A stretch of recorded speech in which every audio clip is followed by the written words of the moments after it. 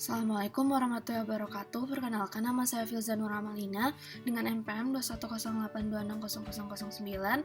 Pada blog Growth and Development ini, saya akan menjelaskan mengenai map yang saya buat dengan judul Malnutrisi Energi Protein. Jadi berikut adalah map yang saya buat, dimulai dari definisi terlebih dahulu. Jadi definisi malnutrisi energi dan protein ini, dimana dia definisinya adalah keadaan kekurangan gizi yang disebabkan oleh rendahnya konsumsi energi dan protein dalam makanan yang dikonsumsi dalam sehari-harinya itu, yang biasanya tidak memenuhi angka kecukupan gizi dan biasanya sering dibarengi dengan kurangnya zat gizi mikro seperti vitamin dan mineral. Nah, untuk penyebabnya sendiri, penyebab dari malnutrisi ini dia ada dua, ada yang primer sama sekunder. Biasanya kalau yang primer itu biasanya tidak ada underlying disease-nya. Nah, biasanya kalau untuk yang primer sendiri, biasanya penyebabnya itu adalah intake yang kurang. Maksudnya intake yang kurang adalah asupan makanan yang kurang dalam tubuh anak. Nah, biasanya ada juga beberapa faktor yang menyebabkan asupan konsumsi makan anak itu kurang. Contohnya bisa dari primer sama sekunder yang di sebelah sini. Nah, ini itu biasanya penyebabnya kalau yang primer itu biasanya karena sosioekonominya yang sangat rendah. Terus yang sekunderinya bisa juga karena kecukupan ASI-nya yang kurang, atau kedua pemberian ASI-nya yang kurang tepat.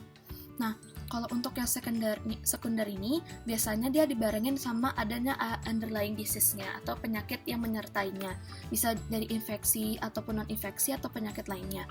Nah, contohnya kalau untuk penyakit infeksi bisa juga TB, bisa juga HIV, bisa juga ISK, terus bisa juga kalau non-infeksi dia tuh intoleransi sama alergi. Nah, ada juga underlying disease seperti kelainan kongenital seperti obstruksi gastrointestinal, bisa juga jantung, bisa juga kelainan mulut dan rongga mulut, kelainan paru, kelainan ginjal, dan kelainan neurologi. Selain itu juga bisa juga adanya keganasan. Nah, untuk gejalanya sendiri, jadi kalau untuk yang protein sama protein karbohidrat itu dulu ada namanya tuh istilahnya namanya tuh kwashiorkor sama marasmus. Cuman ada beberapa referensi yang sudah tidak menggunakan ini dan ada juga yang masih menggunakan ini. Tapi kalau misalnya kita masih menggunakan istilah ini, biasanya kwashiorkor itu biasanya istilah untuk yang digunakan untuk apabila malnutrisi protein. Nah, biasanya gejala yang kita temukan pada anak yang mengalami kwashiorkor ini biasanya wajahnya moon face atau bengkak, terus bisa juga kulitnya dermatosis, bisa terdapat lemak subkutan, bisa juga ada edem, ada perubahan warna di bagian rambutnya, contohnya tuh rambut jagung kita istilahkannya, bisa juga ada pembesaran pada fatty liver, terus nafsu makannya jelek, terus juga pandangannya sayu pada bagian matanya, terus juga ototnya mengecil atau hipotrofi. Nah, kalau yang untuk yang malnutrisi yang energi dan yang biasanya dari karena protein ataupun karbohidrat atau kita sebut juga marasmus, itu dia gejalanya sedikit berbeda dengan kalau misalkan yang kwashiorkor. Biasanya pasien atau anak yang dengan kondisi seperti ini tuh biasanya di wajahnya tuh seperti orang tua, maksudnya tuh seperti kayak keriput, terus ya tidak seperti usianya, terus juga bisa juga dia rewel, bisa juga dia tampak sangat kurus, juga iganya mengambang kalau misalkan kita buka di bagian bajunya, terus juga dia ditemukan adanya baggy pants, terus ada keriput dan juga perutnya yang cekung.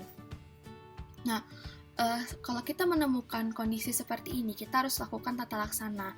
Nah, tata laksananya itu ada berbagai macam, ada banyak yang harus kita perhatikan. Yang pertama, kita cegah dulu apakah anak ini ada hipoglikemi atau ada atau tidak. Kalau misalkan dia ada hipoglikemi, kita harus cegah dengan cara memberikan F75 pertama.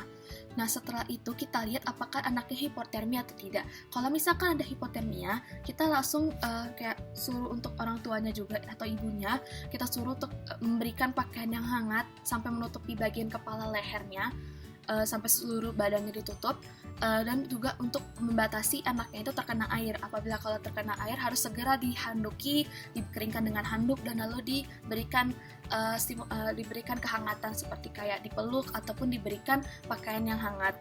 Nah, selanjutnya kita lihat apakah anaknya ini dehidrasi atau tidak. Kalau misalkan ada dehidrasi, kita berikan Resomal 5 ml per kilogram berat badan setiap 30 menit selama 2 jam pertama. Nah, setelah 2 jam pertama tadi itu baru diberikan 5-10 cc per kilogram berat badan per jam selang-seling dengan F75-nya tadi. Terus habis itu jumlahnya tuh sama selama 10 jam.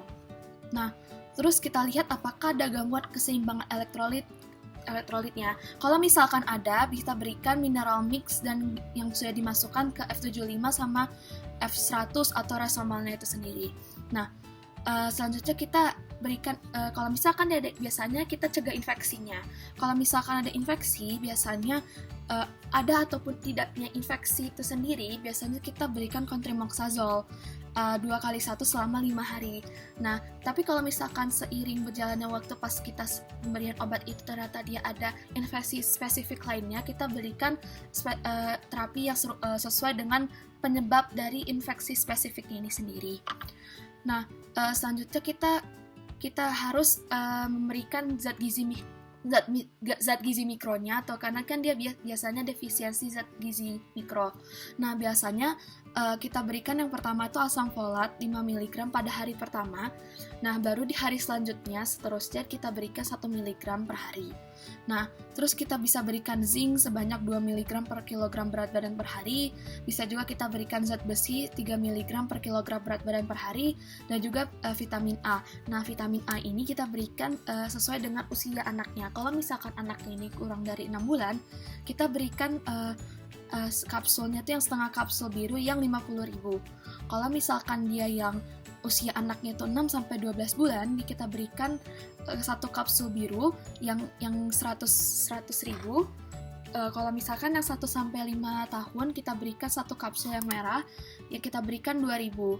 Nah, terus kita perhatikan juga pemberian makanan awalnya, seperti kayak kalorinya, protein dan cairannya. Untuk kalorinya itu sendiri biasanya 100 kilokalori per kilogram berat badan, proteinnya 1-1,5 mg per kilogram berat badan, dan cairannya 100-130 ml per kilogram berat badan. Nah, untuk pemberian makanan ini harus diperhatikan setiap kita harus kasih tahu juga, kita edukasi juga ke orang tua pasiennya juga kalau pemberian makanan ini dilakukan 2-3 jam sekali setiap harinya dengan jumlah yang sedikit tapi sering.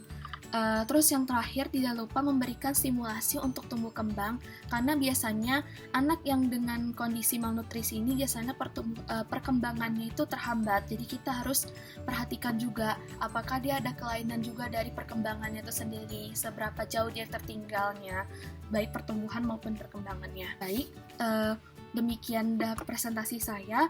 Untuk dari referensi yang saya gunakan dalam mind map ini, yang pertama saya menggunakan dari pedoman pencegahan dan tata laksana gizi buruk pada balita dari Kemenkes yang dikeluarkan pada tahun 2020. Terus saya menggunakan guideline dari WHO sendiri yang Update of the Management of Severe Acute Malnutrition in Infant and Children.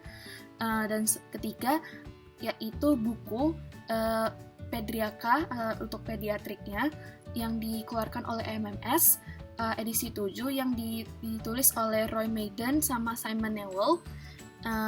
Dan ketiga buku ini saya gunakan untuk mengerjakan dari mind map ini sendiri. Jadi demikianlah untuk presentasi saya. Lebih dan kurang saya mohon maaf, pada Allah saya mohon ampun. Saya tutup. Wassalamualaikum warahmatullahi wabarakatuh.